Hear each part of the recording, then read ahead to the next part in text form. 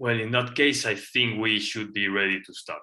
Let's go ahead and start. Well, good afternoon, everyone, and thank you for joining us today in this seminar as we commemorate the 11 years passing since the Arab Spring uprisings and subsequent military crackdown to suppress political opposition in the Gulf.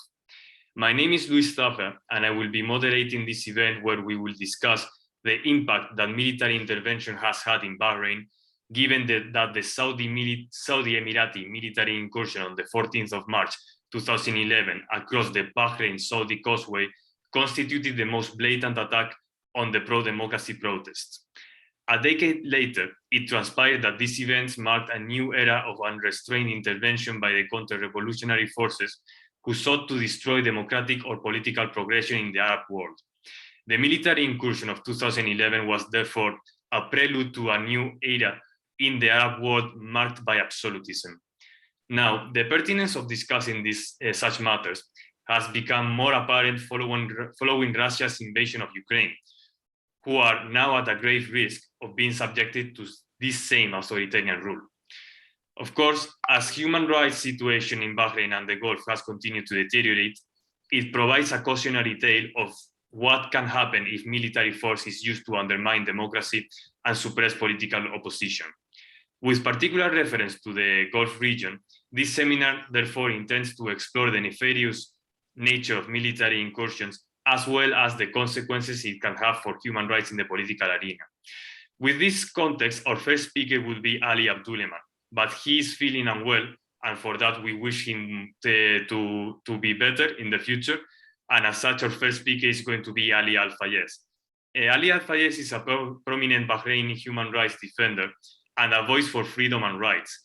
He is going to be reflecting on important aspects of the military intervention in Bahrain and what steps can be taken to see improvement in the region moving forwards. Thank you, Ali, for being with us today, and I will now give you the floor to speak.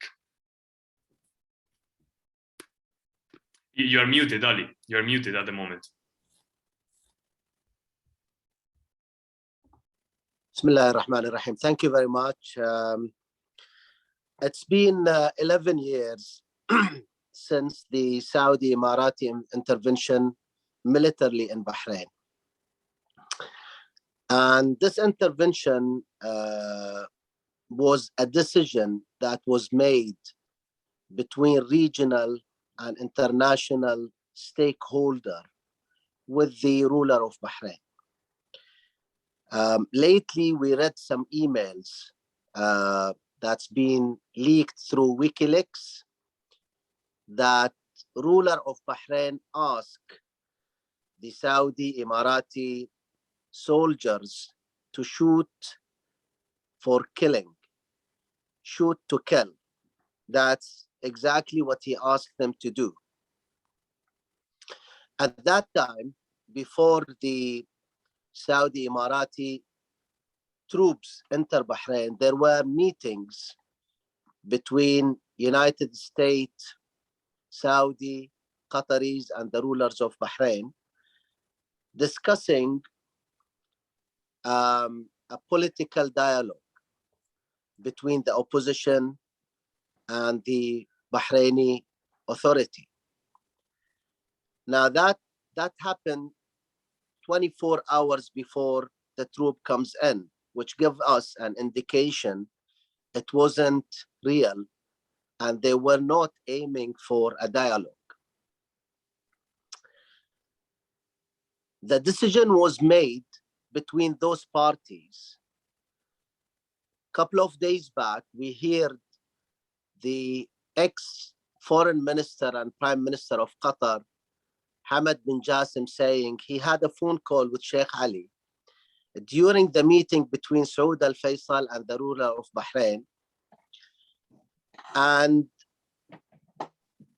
with the permission of the ruler of Bahrain, asking Sheikh Ali for a meeting to prepare for the dialogue. After a few minutes, the ruler of Bahrain asked Hamad bin Jassim not to go for the meeting because the decision was made, and he did not elaborate more. This indication also when we put it with another indication that the defense minister of the United States was meeting the ruler of Bahrain one night before the troop comes into Bahrain, give us somehow a picture of the decision have been made to crush a peaceful revolution in Bahrain. Now, the motive for Saudi and UAE is clear. They did not want to have any democratic transformation in any Gulf state because they feel this will endanger their political position, and their people might ask for the same. The ruler of Bahrain is obviously did not want to have any kind of democracy in Bahrain. He wanted to maintain the dictatorship and tyranny. He wanted to maintain all the power in his hands. But for the United States and the United Kingdom, who promote democracy and human rights around the world, that decision was made with a green light from them. And what we understand from Hillary Clinton as well, that there were a kind of deal between Gulf states and the United States. They will turn a blind eye on military intervention in Bahrain, and the Gulf state will stay at least silent for the NATO to intervene in Libya. So their interest become to crush a peaceful, democratic revolution in Bahrain, because none of them believe that democracy in Bahrain is a good move for their interest. It's obvious today, 11 years after, that none of them maintain a moral, none of them maintain a single standard, especially those who promote democracy and human rights. Now, for us, I was there 11 years ago. I saw the troops coming in over the causeway from Saudi to Bahrain. And there were a big question mark. There were no one in Bahrain having any intention to use violence. We didn't have any guns. We maintained peaceful movement. And the question mark why they would come with all of these troops while we are maintaining this peaceful movement. When they enter Bahrain in 24 hours, they started to demolish mosques, kill people in the street, terrorize people based on their sectarian belong, if they are Shia or Sunnah. And it became clear that they wanted to terrorize people. They wanted to take opposition leaders to jail. And as Naif bin Abdul Aziz, who passed away a few years ago, said, you must go home. You must go home without any dialogue, without achieving nothing. And this regime must stay as it is. So their target is people must go home. And their target is to make Bahrain as example to any state in the Gulf or in the Arab world that any political change must be under the eye of this tyranny regimes. And that's really what happened. They maintained the counter-revolution movement, late Saudi and UAE in particular, with the back of United States and the United Kingdom government. After 11 years, the question is, have they achieved that? Well, obviously no, because our people still demonstrate, they still protest, they still maintain the same demands. Our leaders inside the prison, they are still steadfast. They still maintain the same demands. And I read today a letter from Abdul Wahab Hussein. He did not regret his words. He did not regret his stance. And that's what we understand from Mr. Hassan Mushaimi and Sheikh Ali Salman and the others. So their achievement is zero. They did achieve a pile of crimes that will be recorded until a victory is achieved in Bahrain to bring them to justice. Demolishing mosques and killing innocent people in the street, terrorizing people, torturing people, taking people to prison for no reason but telling their demands and talking about their political aspiration is a crime. And they will face justice sooner or later. Few years ago, we noticed there is more relation on military and security base between Bahrain and foreign countries like United Kingdom. And later, a British military base was built on Bahrain soil with our money. So the Bahraini people money, the authority have used it to build a UK military base. And that give an idea of the vision of the authority in Bahrain and its allies is no political change is allowed, no dialogue is allowed. This regime must stay as it is.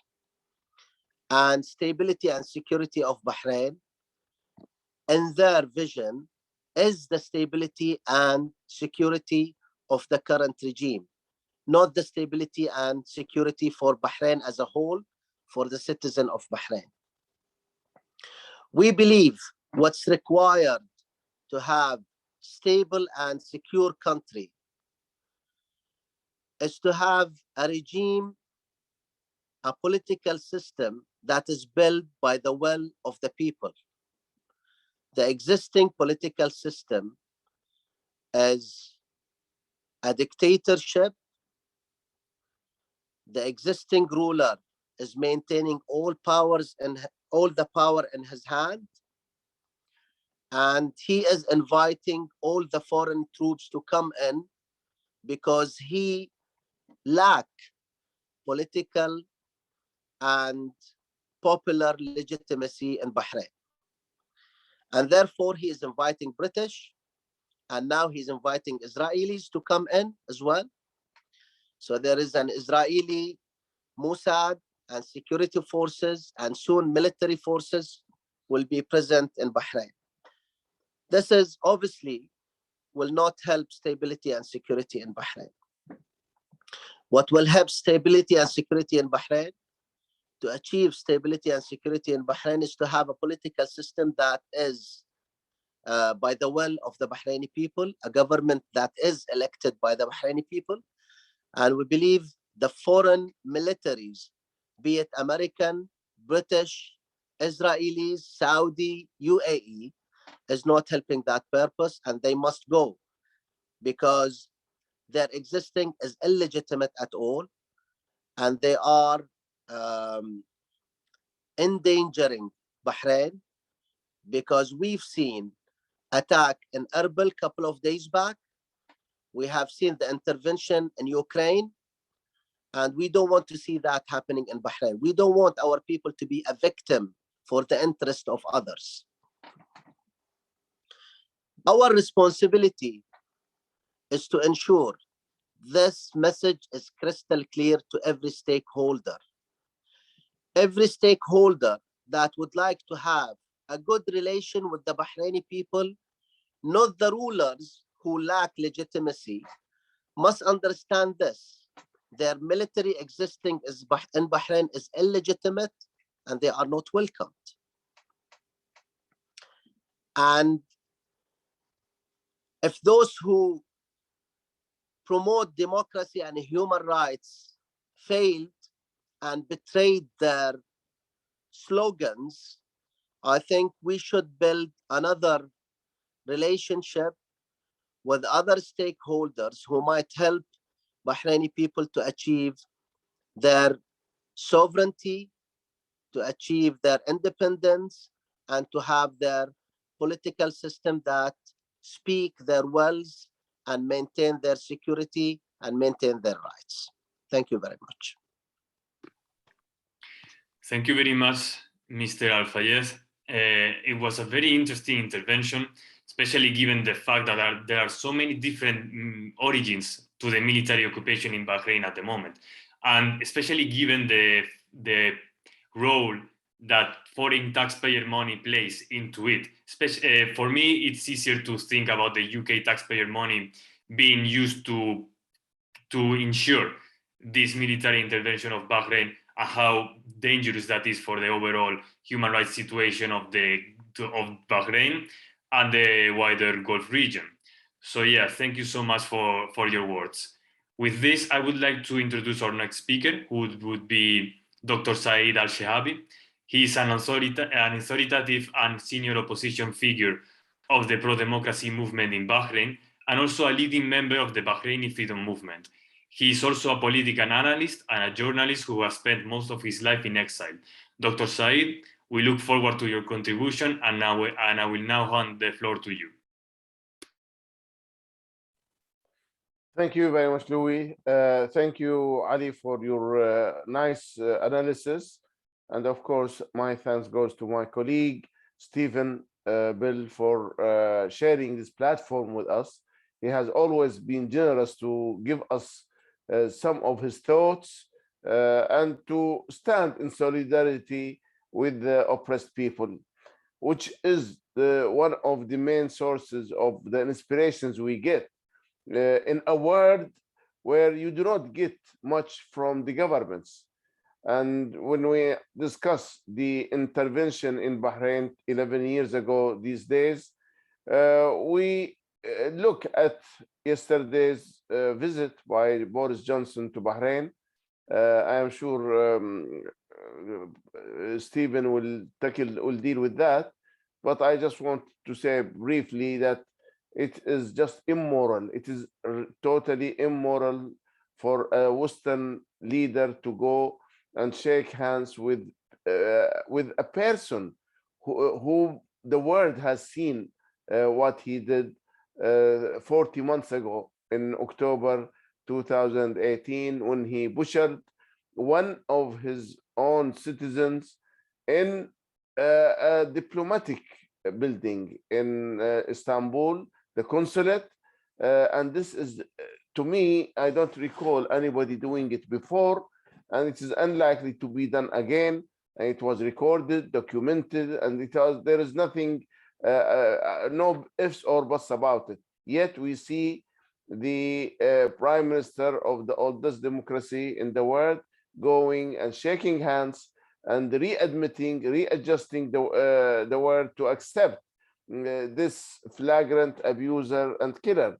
It is very clear how low we have come in our human processes to accept as normal the actions and the crimes of rulers.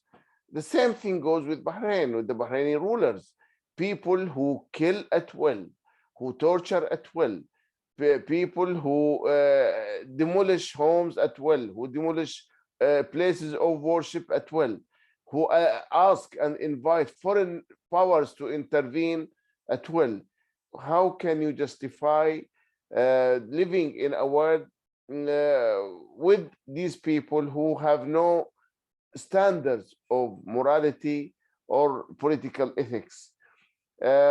So what we have today in Bahrain 11 years ago, and by the way, today is the 11th anniversary also of the detention of Dr. Abdul Jalil Singais, who has been on hunger strike for more than 8 months, and he is still not being listened to by the authorities. So Dr. Abdul Singais and more than 10 others of the senior figures of the movement remain behind bars 11 years, 11 full years, being away from their families, be locked up in those torture cells, and then yet business as normal goes on. Our business with the regime of Bahrain, I mean the business of the Western governments, goes with the government of Bahrain as usual, as if nothing out of the ordinary is going on. So there is total disregard to human values, to human rights, to human dignity, to international laws and conventions. In fact, the probably one of the most important things that came after the Second World War in 1945, after it stopped, one of the most important thing is to write down the conventions of Geneva Conventions with regards to war and with regards to human rights.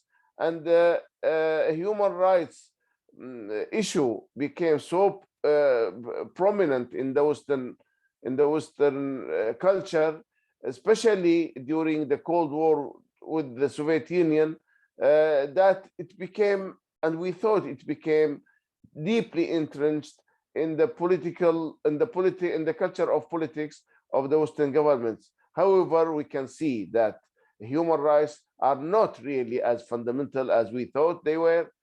Democratization and the promotion of democracy in the world is again not as fundamental and as central as we had thought at the beginning.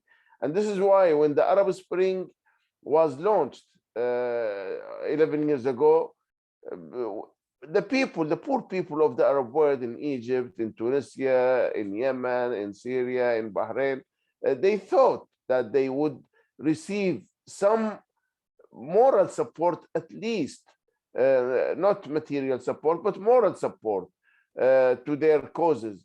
They wanted to democratize the Arab region, which has remained behind the path of the human behavior over the past 100 years or so, and we are still ruled by dictators. You have the same ruler ruling, becoming the king, becoming the president, and then he goes, then his son replaces him, and so on and so forth. While the prisons are full of the dissidents, of the pro-democracy activists. So why does the West want that? It wants domination, it wants exploitation, it wants subjugation. And these are all parts of the Western policy. Now, to tell me that Mr. Johnson went to Saudi Arabia on the anniversary of their intervention in Bahrain, just because there is an oil shortage, I do not believe that is right or justified, because there are other sources. It's not only Saudi Arabia that produces oil. Okay, if we stop the oil from Russia, which is a big assumption, which may not happen, but even if we stop the oil from Russia, there are many other big producers. We have Algeria, a big producer, Libya, we have Algeria, oh, sorry, Nigeria, we have Kuwait, we have Qatar, okay, we have Iraq, and they are all big producers. Two of these countries or three will equate the total production of Saudi Arabia. Saudi Arabia produces about 9 to 10 million. Iraq produces 4 million. Nigeria produces probably 2.5, 3 million. Kuwait and Qatar will produce the same thing. So we can replace this lost production from Saudi Arabia with other sources. America can also give some of the extra oil it has. We know that in the last 30 years or so, there has been a lot of talking about alternative sources of energy, and Americans entered the playground, and they started producing the shale oil, shale petrol, shale gas, and now they are producing more oil than Saudi Arabia itself. So it is nonsense to say that Mr. Johnson went to Saudi Arabia because we need the oil. We are not in shortage, and the prices were going up even before the Ukrainian crisis. They have been going on and going up for the past 4 months, and it is nothing to do with the crisis in Ukraine, and I'm sure Stephen will deal with that later. But what I want to say is that the Arab world today has been left under the mercy of many statelets. They are not real states. We must remember that the UAE was established, was formed as an entity 50 years ago in 1971, following the British withdrawal from the Gulf. So the history of that country is very modern. It's just new. If we were talking 50 years ago, 60 years ago about the Arab world, then we would be talking about different leaders. We would be talking about Gamal Abdel Nasser of Egypt. We would be talking about the leader Boumediene of Algeria, and so on.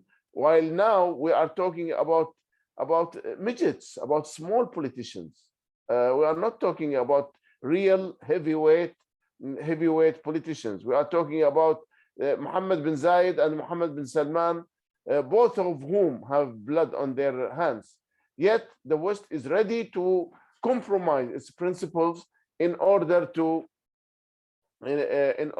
justify supporting these dictatorships. So as we mark the 11th anniversary of the military intervention by the UAE and Saudi Arabia, we cannot escape the fact that what they did is just a replica, an earlier replica of what is happening in Ukraine. Yet the reaction to, of course, with differences, with a lot of differences, because neither the security of Saudi Arabia or that of the UAE were under threat in any sense when they intervened in Bahrain. Yet they went there, they killed, they maimed, they destroyed, and not a single country in the West raised an eyebrow to protest against what they did.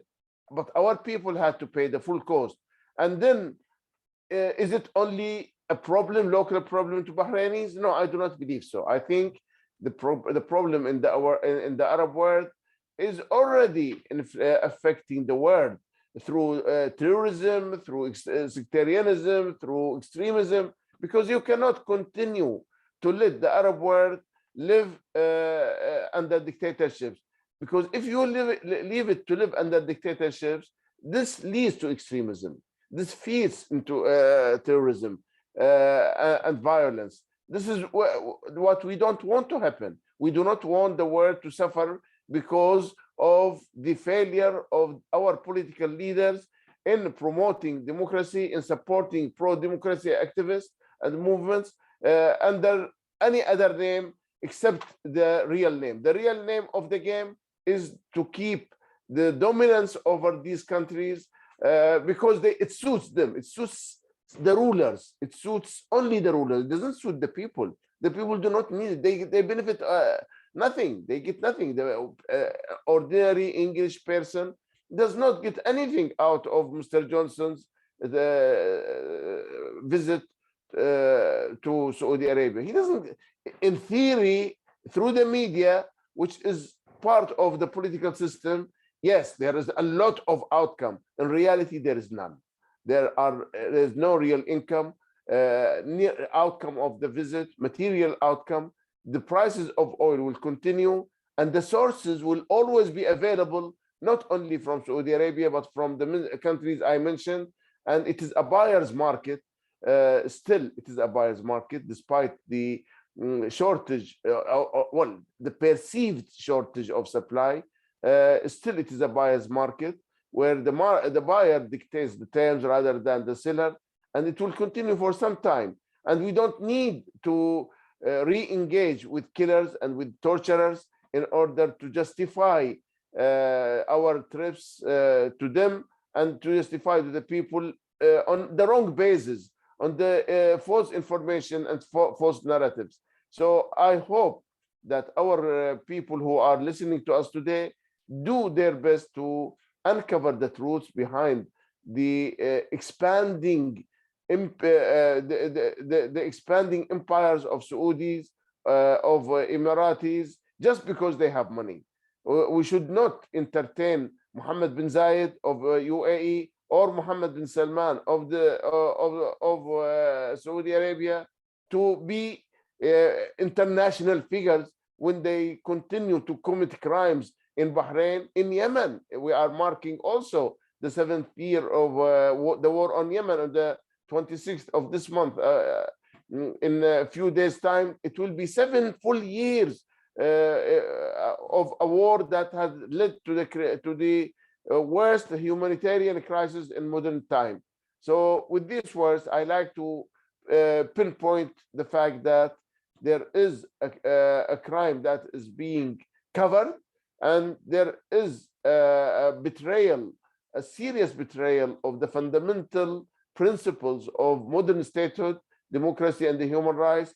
And finally, there are attempts to re-embrace people who openly committed crimes of humanity, extrajudicial killings, torture, and all sorts of other crimes against humanity.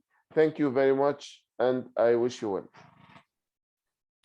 Thank you so much, Dr. Said. It's always a pleasure to hear you. I just wanted to mention, of course, that you did talk about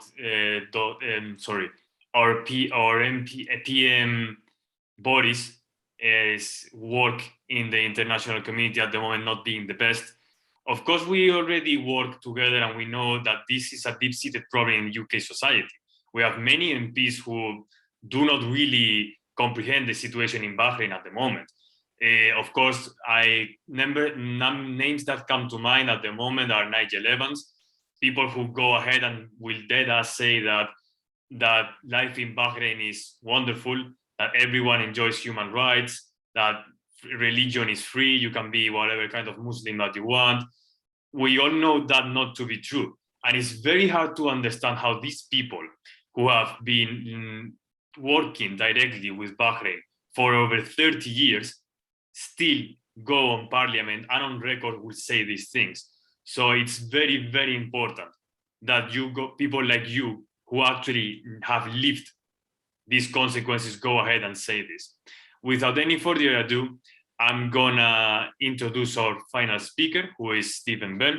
Our final speaker for this seminar, Stephen Bell, who we thank very greatly for speaking today, especially in such a short notice.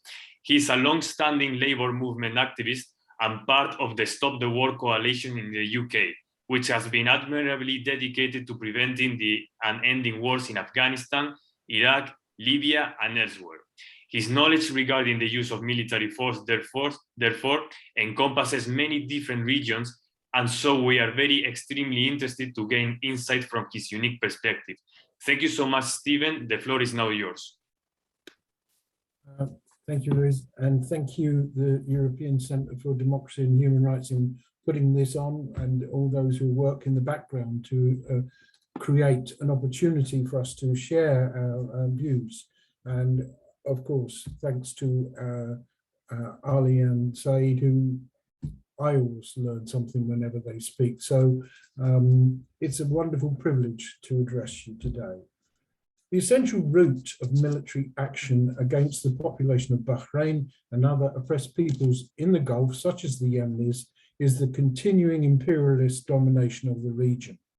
The hegemonic power of the US holds up the local domination of the royal families of the GCC. This is not to deny agency to the Al Saud and Al Khalifa regimes. But the fact is that they have been integrated into the framework of imperialist domination. The initial British imperial system and the post-1945 US power have secured access to the resources and facilities in the service of imperialism. The stationing of the Fifth Fleet in Bahrain is an obvious example of this.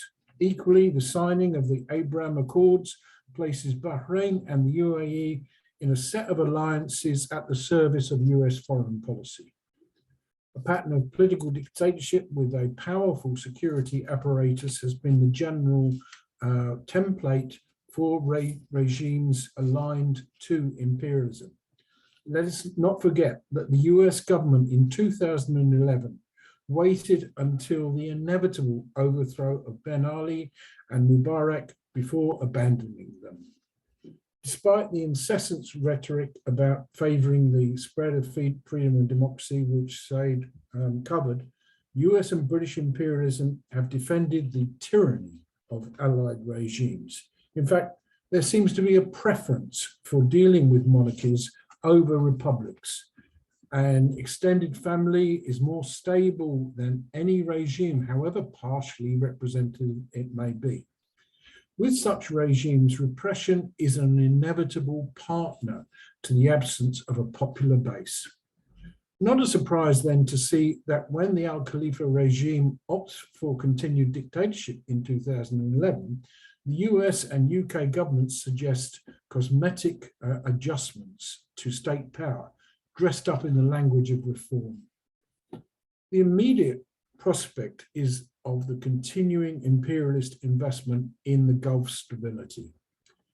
The US trade and diplomatic war against China's growing economy leads it to strengthen imperialism's military presence in the Gulf. I think it's very notable the increase in the British government after Brexit. It has completely located itself within the framework of US foreign policy, hence its growing military presence in Oman and Saudi Arabia. At the last count, it had 16 bases in Oman and 15 in Saudi Arabia. These are small concentrations of military personnel, but nevertheless, this is an operation. Alongside this, it now has naval bases in Bahrain and Oman. So as well as generally supporting the Saudi war effort in Yemen, British military trainers are now on the ground in Al Ghadia airport in Mahra province. So this renewed presence of British forces east of Suez, to use the phrase that they used when they exited last time, and the very active increase in the US naval presence in the Asian Pacific will not aid the popular struggle in the Persian Gulf, as has been indicated. We have to factor in then, the war in the Ukraine is changing the balance of forces and international relations, including in West Asia and North Africa. Only this week, as has been mentioned, we've seen Boris Johnson humiliated by the Saudi regime in his role as subcontractor for the US. Johnson is obviously oblivious to the judicial slaughter of 81 people earlier in the week, or the further 4 killed during his visit. But he could not be that oblivious to the Saudis' dismissal of his pleading. For the Saudis, a bonanza in oil price increases is more important than assisting the US immediately by increasing oil production. Further, the decision of the Saudi regime to begin settling some oil contracts in the Chinese yuan rather than the dollar is an indicator that the center of gravity for the world economy continues to shift eastwards. We are a long way from the terminal decline of US imperialism, but we are witnessing a process of decline. Average US growth over a 20-year period had reached 4.4% in 1969. By 2002, this had fallen to 3.5%. By 2012 to 2.7%. And by 2019, immediately before COVID, it had fallen to 2%. That is, it's more than halved between 1969 and 2019. Or let's put this another way. The US's proportion of the world product was 35% in 1971. By 2020, it had fallen to 25%. Compare this to China. In 1980, shortly after the commencement of Deng Xiaoping's reforms, China had 1.27% of the world's product. By 2020, China had 18.33% of the world product. The process is clear. As the US becomes economically weaker, so it seeks to rebalance the situation through its undoubted strength. That is its uniquely powerful military apparatus. Whether by direct intervention or by systematic forms of coercive sanctions, the US is shaking up international relations. This, I believe, is how we should understand the war in Ukraine. It is an inevitable product of NATO's drive eastwards to cripple Russia and unlink it from China. President Clinton began an aggressive expansion of NATO towards Russia. An ever wider range of hostile military deployment has ensued in Russia's proximity and borders. The US intervened in the national politics of Ukraine in 2013-2014 to prevent the country's integration into the Eurasian market. The 2014 coup removed the elected president and established a pro-NATO, pro-imperialist regime. This was combined with an internal regime in Ukraine of discrimination and intimidation against the large Russian-speaking population in the east. Military action by the Ukrainian government led to 14,000 deaths in the east since 2014, and those are UN figures. In recent months, the refusal to accept security concerns about NATO membership and the deployment of over 120,000 Ukrainian government troops along the peace line in eastern Ukraine, those developments prompted the Russian deployment into Ukraine. Now, this is not to say the suffering of Ukrainian people is very real, but this can be brought to an end by an assertion of Ukrainian neutrality. Let us hope that the current talks between the Ukrainian and Russian governments lead there. But this is a common aggressiveness of imperialism, whether it's in the Gulf, in Eastern Europe, or the Asia Pacific. It represents a threat to the welfare of people across the globe. It is distressing that we are already witnessing food shortages in West Asia and North Africa as a result of the disruption of Ukrainian and Russian trade. We are seeing the rapid rise in bread and cooking oil prices in Lebanon, Iraq, Egypt, Algeria, Iran, and elsewhere. It will be the poorest people who suffer. The UN Food Development Programme estimates that up to a third of the world's food supplies could be disrupted as a result of the war.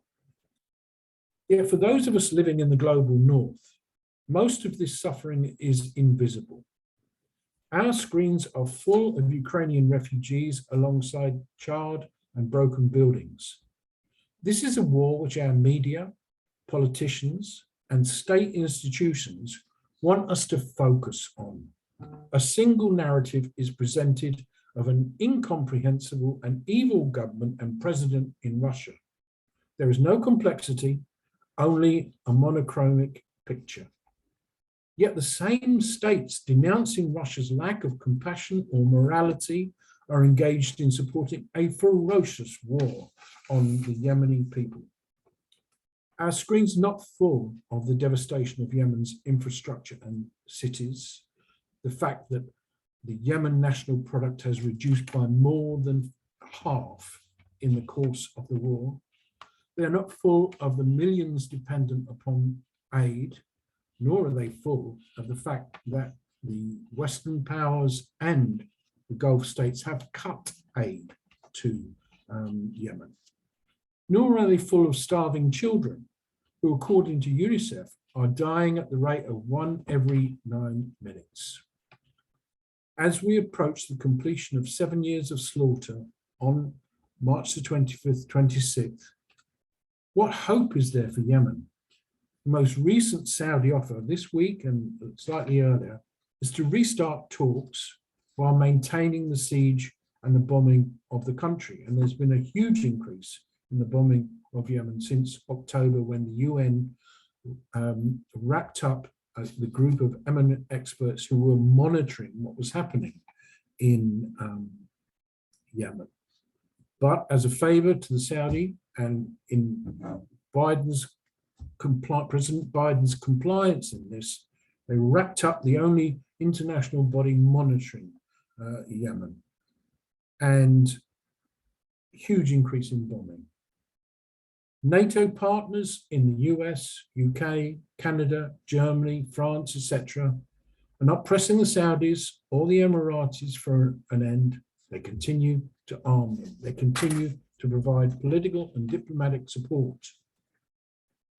The hope then remains with the popular struggle.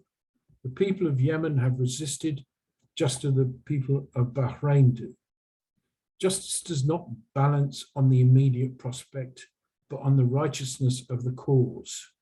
The extraordinary courage of Bahrain's prisoners is based on the righteousness of their cause. Let us renew our support for the Bahraini people's struggle. Let's make a new commitment for the beleaguered people of Yemen. And indeed, let us support a de-escalation and a negotiated settlement for Ukraine. These we can better achieve by grasping the unity of our struggle against imperialism. Our way is lit by the inspiring struggle of the Bahraini people against their oppressors. Thank you for listening. Thank you so much, Mr. Bell. I think that I found particularly interesting the fact that you brought imperialism into the discussion. I never thought about monarchies in the GCC countries being favored by other monarchies in the rest of the world. And I think the fact that the former king of my country, Spain, King Juan Carlos, has fled to Saudi Arabia to avoid paying his own taxes is a huge indicator that what you said bears a lot of relevance today. Before going into Q&A or even concluding the event, I would like to show you a very important video which a colleague of mine made of the showing footage of the pro-democracy protest that happened in Bahrain 11 years ago. Of course, bear in mind that this it may show some violent footage, but by all means, watch this video because it is important for us to see it.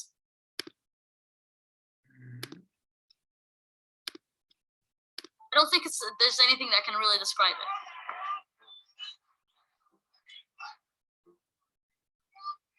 This feeling of coming together, it was really a freeing feeling.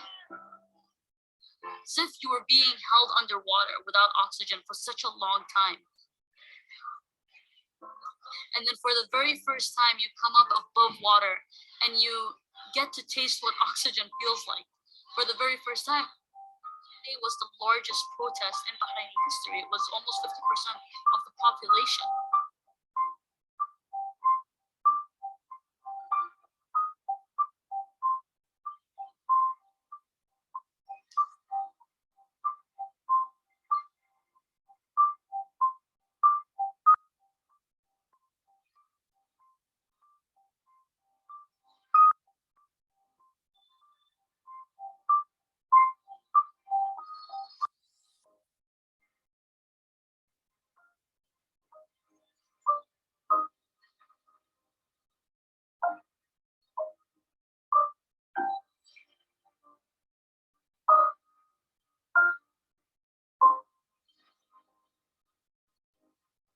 What I truly believe is that everyone should have equal rights, freedom of speech and freedom of movement, and there are places where that's not allowed.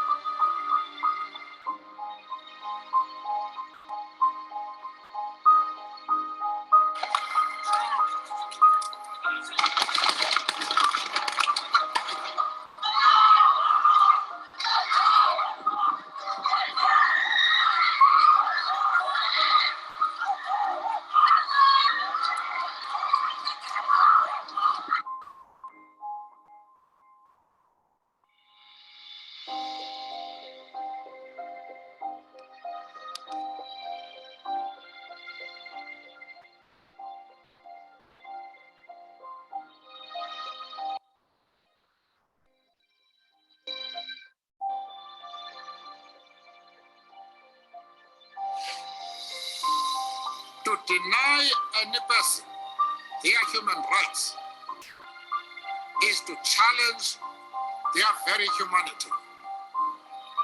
To impose on them a wretched life of hunger and deprivation is to dehumanize them.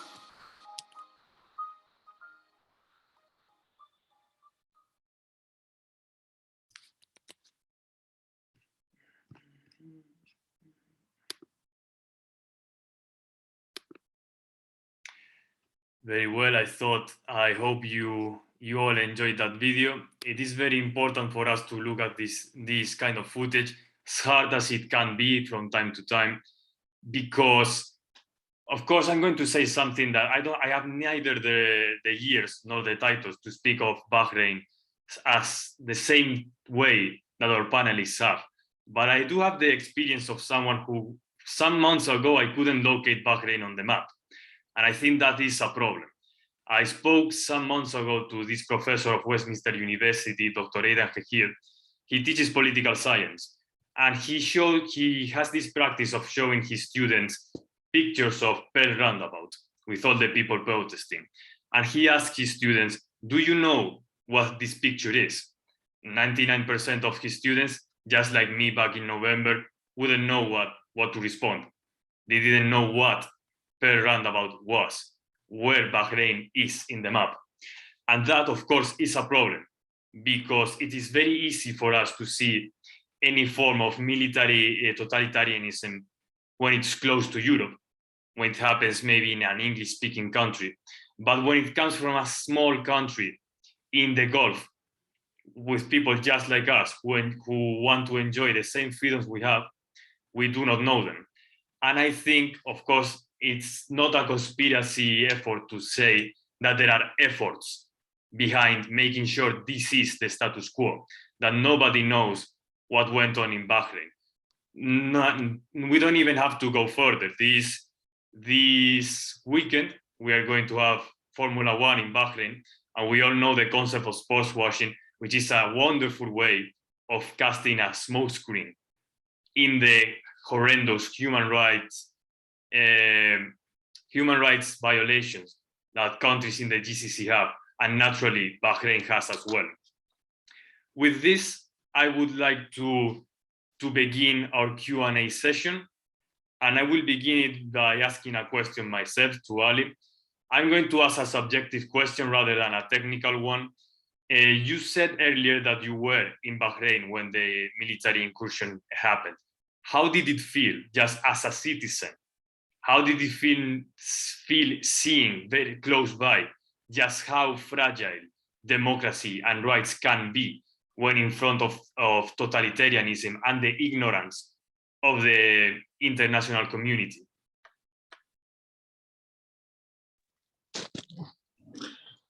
Most of the people in Bahrain, they were shocked because they expect violence. They expect, these countries to undermine their demands. They expect them to ask for a help, but the level of the violence happen in a month's time was shocking to everyone. The kind and the details of this violence happening in each and every single house was shocking to everyone. Now imagine that tens of military personnel comes and break your door and comes to your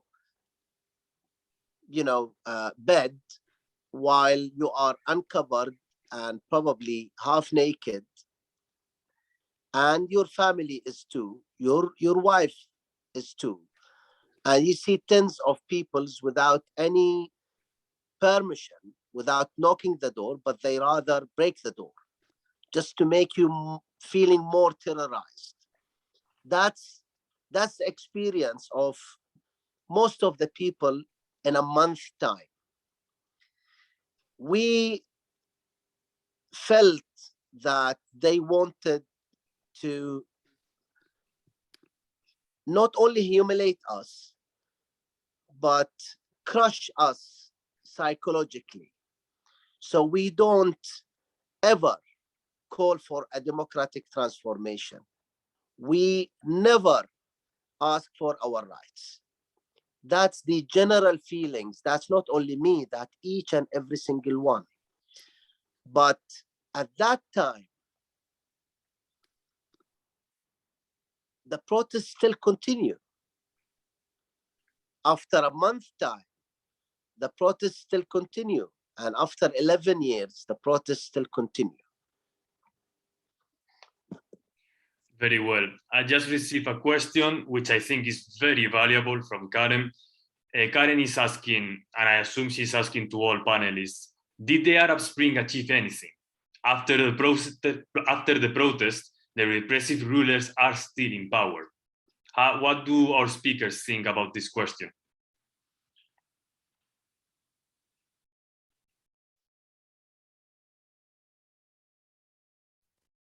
Let me just say a short comment on that.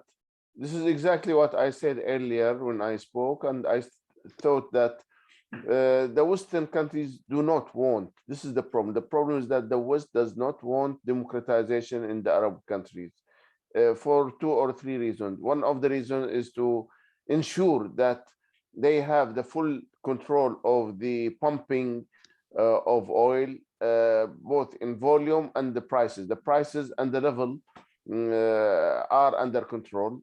And they believe that only dictators can guarantee that democracies will always have their own say, and they will subject these strategic decisions to the to debate and so on. The second one is they think that democratization in the Arab world may turn to support the Palestinians, may lead to more support to the Palestinians, and this is and then it will undermine Israel, and this is what they don't want to happen. So they think the status quo will serve the Western interests much better. And finally, also, they do not want any other experience in the world, any ideological model to replace or to challenge the Western model. This is what they did against the Soviet Union during the Cold War, and they don't want any third world ideology to come and present a challenge, ideological challenge, political challenge. So this is why they ensured that they did not support the public revolutions. It's not that they failed. It's not that they failed.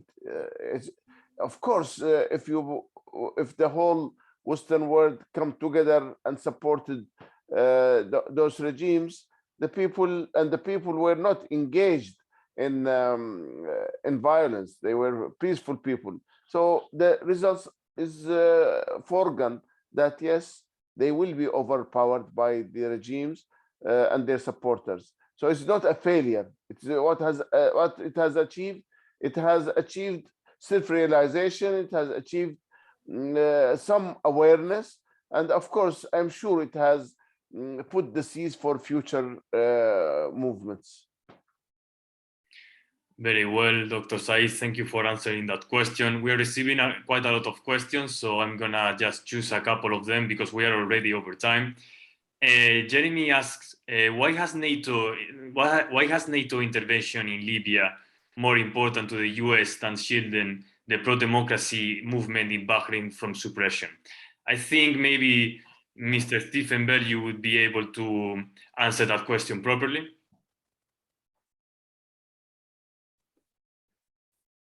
I think that the intervention in Libya in 2011 was a continuation of the earlier attempts to weaken the Libyan regime, and whatever sort of indigenous opposition developed in 2011, it was clear early on that the imperialist powers and allies in the Gulf states intervened into Libya to ensure the only course of that opposition would be an armed opposition. And even that, it was evident early on, was incapable of overturning the regime.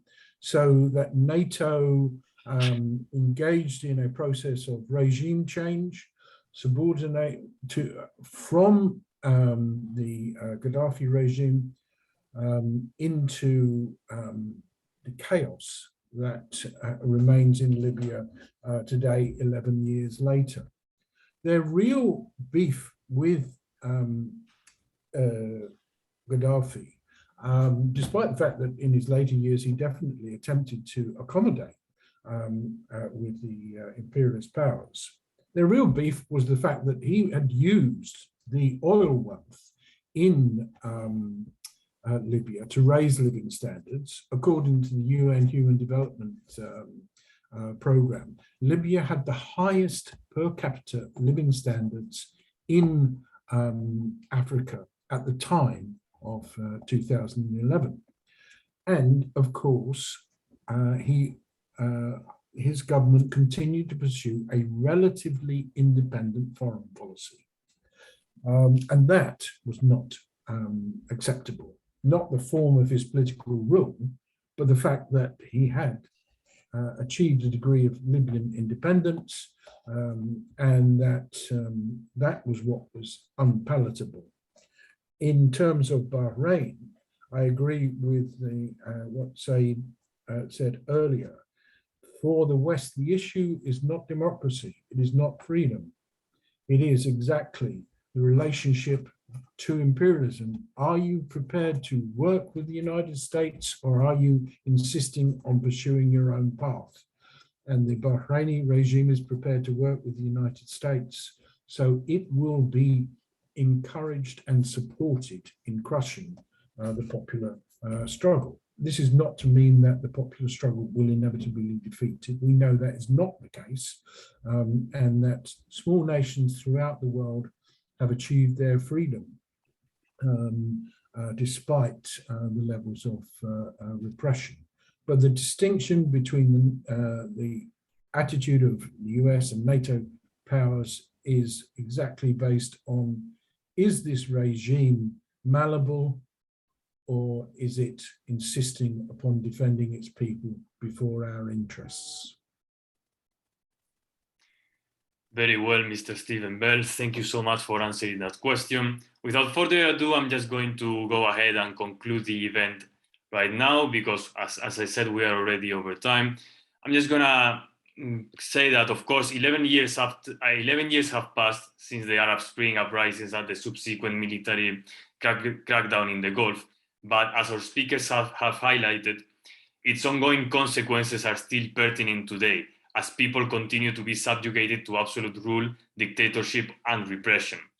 Then, while this seminar has been focused on Bahrain and the wider Gulf region, we also want to take an opportunity and pay our deepest respects to those people in Ukraine, as their situation is a stark reminder of the threat that military incursion poses to democracy and human rights. Likewise, we must stand in solidarity for those who fight for their rights and freedoms despite the use of military force against them, whether this be in Europe, the Gulf, or elsewhere in the world. We already spoke about how important it is to cast light in small countries like Bahrain or other countries in the GCC, because we are not used to seeing them. Naturally, I would now like to conclude this seminar by thanking all of our speakers again for being here and sharing their insights. It was certainly a pleasure and an honor to hear from you all. And finally, I would also like to extend my warm thank you to everyone in attendance today. Thank you for being here, and I hope we will see each other again in the next event. Thank you so much. Thank you. Bye. Thank you, Luis. Thank you. Thank you, Thank Dr. you, Stephen. Thank you, Stephen. It's good. Always, I always learn from you, Stephen. Whenever you speak.